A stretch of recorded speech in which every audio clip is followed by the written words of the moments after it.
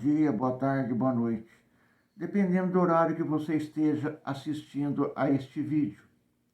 Dando prosseguimento na leitura da coleção Fonte Viva, vamos fazer hoje uma leitura do livro Fonte Viva, que tem por título Estendamos o Bem, e diz assim: Não te deixes vencer pelo mal, mas vence o mal com o bem.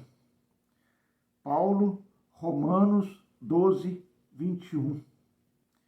Repara que, em plena casa da natureza, todos os elementos, em face do mal, oferecem o melhor que possuem para o reajustamento da harmonia e para a vitória do bem. Quando o temporal parece haver destruído toda a paisagem, congregam-se forças divinas da vida para a obra do refazimento. O sol envia luz sobre o lamaçal, curando as chagas do chão. O vento acaricia o arvoredo, enxuga-lhe os ramos. O cântico das aves substitui a voz do trovão. A planície recebe a enxurrada, sem revoltar-se, e converte-a em adubo precioso. O ar que suporta o peso das nuvens e o choque da faísca destruidora torna a leveza e a suavidade. A árvore de frondes quebradas ou feridas regenera-se em silêncio, a fim de produzir novas flores e novos frutos. A terra, nossa mãe comum, sofre a chuva de granizos e o banho de iodo periodicamente, mas nem por isso deixa de engrandecer o bem cada vez mais. Por que conservaremos, por nossa vez, o fel e o azedume do mal na intimidade do coração? Aprendamos a receber a visita da adversidade, educando-lhe as energias para o proveito da vida. A ignorância é apenas uma grande noite que cederá lugar ao sol da sabedoria. Usa o tesouro do teu amor em todas as direções e estendamos o bem por toda parte. A fonte, quando tocada de lama, jamais se dá por vencida. Acolhe os detritos no próprio seio e, continuando a fluir, transforma-os em bênçãos no curso de suas águas, que prosseguem correndo com a brandura e humildade para o benefício de todos. Aí está, meus irmãos, mais uma bela página trazida aqui pelo nosso irmão Francisco Cândido Xavier, pelo ditado do nosso irmão Emanuel. Não há como não fazer um comparativo com a catástrofe que ocorre hoje com os nossos irmãos no Rio Grande do Sul. Como diz o nosso irmão, tudo passa. O dia de amanhã terá o sol sorrindo novamente. A reconstrução se fará naturalmente, porque tudo na natureza concorre para a resolução dos problemas e a volta à normalidade. No comparativo, ele coloca que a fonte recebe os detritos e a água lamacenta, mas aos poucos ela vai fluindo novamente, limpando e se tornando a fonte perene da vida, sem a qual nós não existiríamos. Então, meus irmãos, colocar o amor na adversidade é prova que nós devemos compreender, aprender e aplicar. O sofrimento, ele faz parte da nossa jornada. Aquele que sofre, ele tem um tipo de aprendizado. E aquele que está vendo o outro sofrer, tem um outro tipo de aprendizado. Um tem que lidar com a resignação, com a resiliência, com a fé e com a esperança, para que ele possa vencer e encontrar dias futuros na pós-calamidade. Já o que se encontra fora da calamidade pode aprender a ter a compaixão, a sensibilidade pela dor do próximo e direcionar o seu amparo, o seu socorro em forma de preces, em forma de desejos, pensamentos, para que os nossos irmãos que estão no sofrimento possam se sentir também amparados e confortados. Sempre é bom lembrar que nós não estamos sozinhos, que Deus, em sua infinita bondade e misericórdia, coloca junto a nós os amigos espirituais para nos socorrer, para nos dar forças, para que nós possamos vencer os momentos mais difíceis. Porque são nesses momentos mais difíceis, ou seja, as provas mais acerbas, que nós nos tornamos grandes, que nós nos fortalecemos, que nós nos levantamos e que nós provamos que nós aprendemos a lição.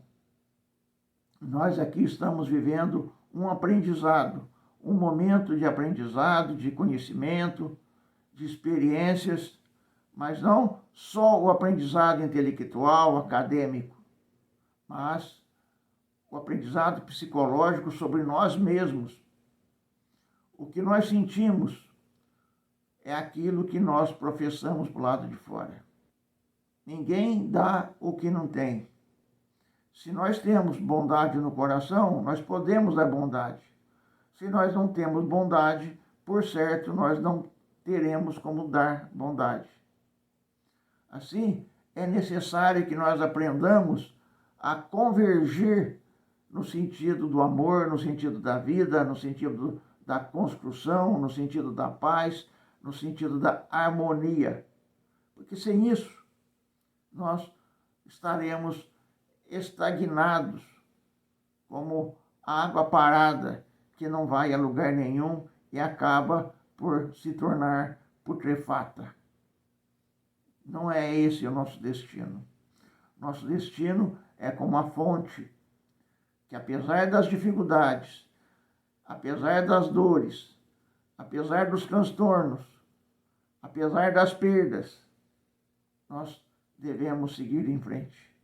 Nós devemos avançar no caminho do amor, do entendimento, da solidariedade, da compreensão, da aceitação, da tolerância. Nessas épocas de dificuldade, todo mundo fica solidário. Se dão de um jeito, será de outro. Nem que seja um breve comentário de compaixão. Mas não é só isso. Nós devemos também lembrar das pequenas coisas, porque as grandes saltam aos olhos, mas e as pequenas? Nós fazemos alguma coisa, qual é o nosso sentimento, qual é a nossa reação para a dor daquela pessoa sozinha, aquela pessoa que caminha sem alento, sem esperança, perdida em si mesmo.